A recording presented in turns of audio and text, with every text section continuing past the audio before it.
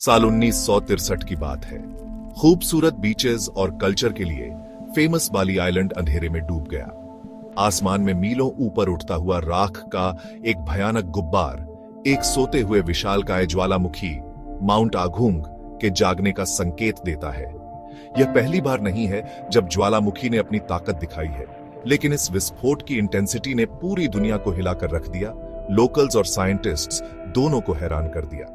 यह विस्फोट उन इमेंस फोर्सेस की याद दिलाता है जो हमारे प्लैनेट को शेप करती है। यह डिस्ट्रक्शन और डिस्प्लेसमेंट की कहानी है, लेकिन साथ ही रेजिलियंस और नेचर की एंड्यूरिंग पावर की भी कहानी है। ऐसे कैटाक्लिज्मिक इवेंट के सामने ह्यूमन स्पिरिट बाली आइलैंड की तरह ही परसिवियर करने का रास्ता खोज लेती है। पूर्वी बाली में स्थित माउंट आगुंग सिर्फ एक जियोग्राफिकल लैंडमार्क से कहीं ज्यादा है। यह बाली के लोगों के लिए एक सेक्रेड ग्राउंड है। यह स्पिरिचुअल सिग्निफिकेंस ज्वालामुखी की डिस्ट्रक्टिव कैपेबिलिटीज के लिए डीप रिस्पेक्ट से जुड़ी हुई है। इस पहाड़ का एक लंबा और फायरी इतिहास रहा है। 19वीं सदी से ही इसके इरप्शंस रिकॉर्डेड हैं।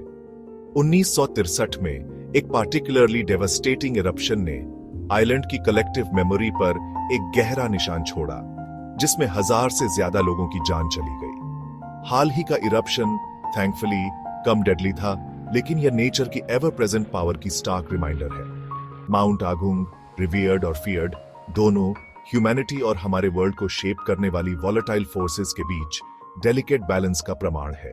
जैसे ही माउंट आगुंग वापस जिंदा हुआ, कभी शांत रहने वाले आइलैंड पर कॉस छा गया। आसपास के गांवों में दहशत फैल गई, क्योंकि राख का एक विशाल कॉलम आसमान में उठ गया, सूरज को ढक दिया और जमीन पर एक भयानक ग्रे पैलर छा गया। लावा, अकल्पनीय तापमान पर गर्म पिघला हुआ रॉक, ज्वालामुखी की ढलानों से नीचे बहने लगा। अपने रास्ते में आने वाली हर चीज को जलाकर राख कर दिया। हजारों रेजिडेंट्स, जिनकी जिंदगी बिखर गई थी, अपने घरों से भागने पर मजबूर हो गए। विस्फोट ने एक मैस एक्सोडस शुरू कर दिया। इवैक्यूएशन सेंटर्स डिस्प्लेस्ड फैमिलीज की भीड़ से जूझ रहे थे। ऐसी तबाही के बीच बाली के लोगों की रेजिलियंस चमक उठी, क्योंकि कम्युनिटीज एक दूसरे का सपोर्ट करने के लिए एक साथ आए। केओस के बीच खाना, शेल्टर और होप की एक किरण प्रदान की। सेक्शन 4, ग्लोबल डिसरप्शन राग से भरा आसमान। माउंट आगुंग के इरप्शन का इंपैक्ट बाली के शोर्स से बहुत दूर तक फैला, कॉन्टिनेंट्स को पार करके ग्लोबल एयर ट्रैवल को डिसरप्ट किया। प्रिवेलिंग विंड्स द्वारा ले जाया गया वोल्केनिक ऐश का विशाल प्लूम एयरक्राफ्ट के लिए एक सिग्निफिकेंट थ्रेट बन गया। रॉक और ग्लास के माइक्रोस्कोपिक पार्टिकल्स से बना वोल्केनिक ऐश एयरक्राफ्ट इंजन्स को सीवियरली डैमेज कर सकता है, जिससे इंजन फेलियर हो सकता है। एयरलाइंस पैसेंजर सेफ्टी को प्राथमिकता देते हुए सैकड़ों फ्लाइट्स को कैंसिल या डिले करने पर मजबूर हो गए। इंडोनेशिया और दूर ऑस्ट्रेलिया तक के एयरपोर्ट्स ठप हो गए, जिससे हजारों ट्रैवलर्स फंस गए। इन डिसरप्शंस के इकोनॉमिक रेमिफिकेशंस सब्सटैंशियल थे। टूरिज्म, ट्रेड और ग्लोबल सप्लाई चेन्स को इंपैक्ट किया।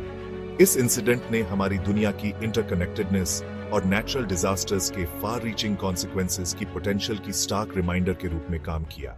सेक्शन 5, धरती कांपती है। विस्फोट को समझना। माउंट आगुंग के इरप्शन की ऑसम पावर को समझने के लिए हमें अर्थ की सरफेस के नीचे जाना होगा और उन फोर्सेस को एक्सप्लोर करना होगा जो ऐसे कैटेक्लिज्मिक इवेंट्स को ड्राइव करती है।